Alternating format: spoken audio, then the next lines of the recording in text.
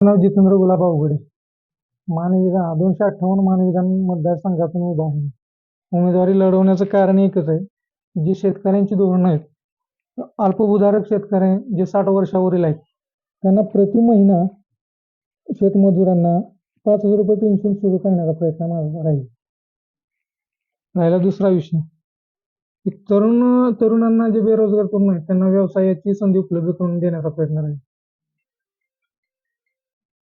आणि जे आपल्या आरोग्य केंद्र आहेत ते सातारा जिल्ह्या ठिकाणी जे तालुक्याच्या ठिकाणी आहेत त्या आरोग्य केंद्रात जनतेची सोय व्यवस्थित होत नाही. इमर्जन्सी एखादा पेशंट आला तर त्या आरोग्य केंद्रात जाईपर्यंत बाय चान्स एखादा पेशंट दगावतो, तर त्यांची इथं सुविधा होण्यासाठी तालुक्याच्या ठिकाणी मोठं आरोग्य केंद्र करण्याचा प्रयत्न करेल. तसेच शैक्षणिकदृष्ट्या चारी बाजूंनी त्यांचे हे व्हावं, जी शैक्षणिक प्रगती व्हावी, प्रत्येक घरातून मुलगा शिक्षण घ्यावं यासाठी प्रयत्न करेल. आणि ऊसतोड कामगारांना जो प्रॉब्लेम येतो, समजा कारखानदारी त्यांचे हाल होतात, ते हाल थांबवण्याचा प्रयत्न करेल.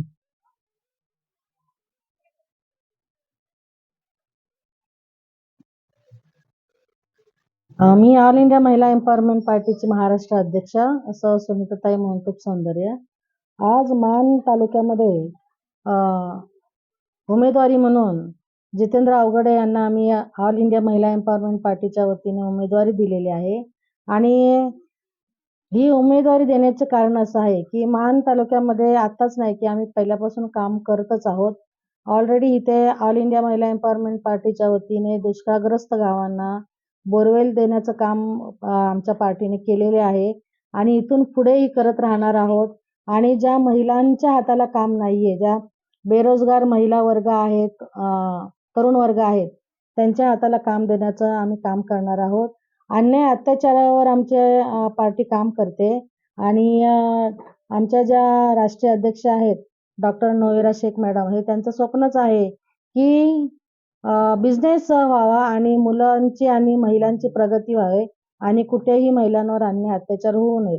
तुम्ही बघितलं की आता राजकारणामध्ये काय चाललेलं आहे गोंधळ, आणि महिला कुठे सुरक्षित नाहीयेत. त्याच्यामुळे आम्ही मान तालुक्यामध्ये आमची उमेदवारी दिलेली आहे आणि आम्हाला विश्वास आहे की आमच्या उमेदवारांना जास्तीत जास्त मतं मिळून ते विजयी होतील, अशी आम्हाला आशा आहे.